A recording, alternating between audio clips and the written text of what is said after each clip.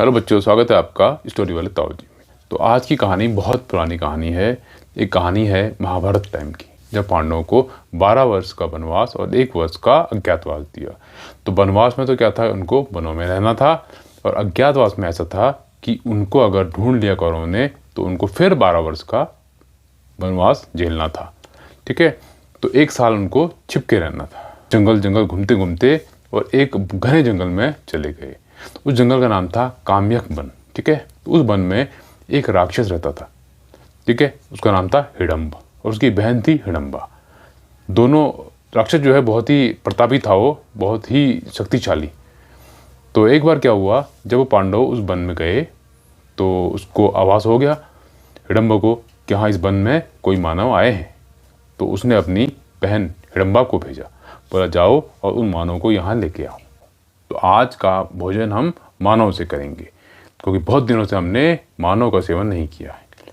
तो ठीक है, हिडम्बा जाती है वहाँ, और वहाँ जाके देखती है तो भीम को देखती है। उसकी कद काठी जो है उसके जैसी थी, मजबूत थी, लंबे चौड़े थे, बलशाली दिख रहे थे।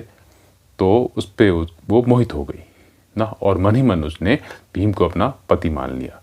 तो फिर क्या था, अब भीम थोड़ा साइड में थे, तो भीम के पास जाके उन्होंने बताया कि मैं आपको अपना पति मान चुकी हूँ और मुझे मेरे भ्राता ने भेजा है आप सबको मारने के लिए। तो ये बातें चल रही थी, तभी हिडम्ब वहाँ आ जाता है और अपनी बहन को देखता है तो समझ जाता है कि उसके प्रेम में मोहित हो गई। तो फिर क्या था, तो हिडम्ब और भीम की युद्ध होता है, महायुद्ध होता है।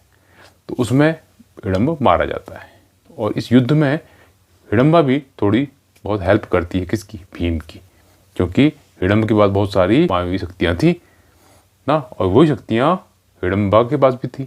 तो कहीं कहीं पे वो भी उसको हेल्प दे रही थी। तो फिर उसको मारने के बाद जब हिडम्बा कुंती से कहती है कि मुझे आपके पुत्र से विवाह करना है, तो ठीक है, कुंती मान जाती है। तो कुंती मान जाती है तो सारे पांडव मिलके भीम का विवाह कर देते हैं। और फिर हिडम्बा वहीं जंगल में कुटिया बनाती है, और वहाँ सारे पांडव, कुंती रहते हैं और भीम भी रहता है। तो दिन में भीम रहता था हिडम्बा उनके साथ, और शाम को आ जाता था अपने भाइयों के साथ। तो ऐसा ही सिलसिला चलता रहा, और 1 वर्ष का समय कब चला गया पता नहीं चला। फिर भीम का पुत्र हुआ हिडम्बा से घटोत्कच।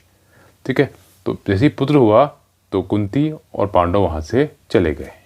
तो घटोत्कच का लालन पालन हिडम्बा ने स्वयं किया।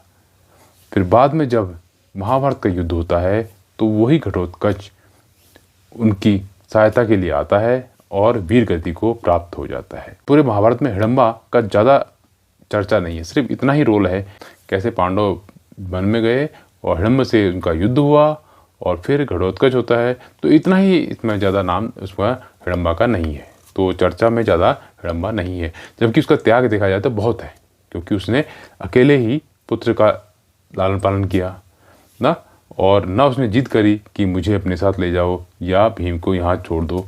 तो ये उसकी महानता ही बताई जा सकती है। जैसे कुंती, द्रौपदी, इनका नाम लिया जाता है, तो इनका नाम भी मेरे हिसाब से लेना चाहिए। तो आज की कहानी में इतना ही, फिर मिलते हैं नई कहानी में। तब तक के लिए goodbye, have a nice day.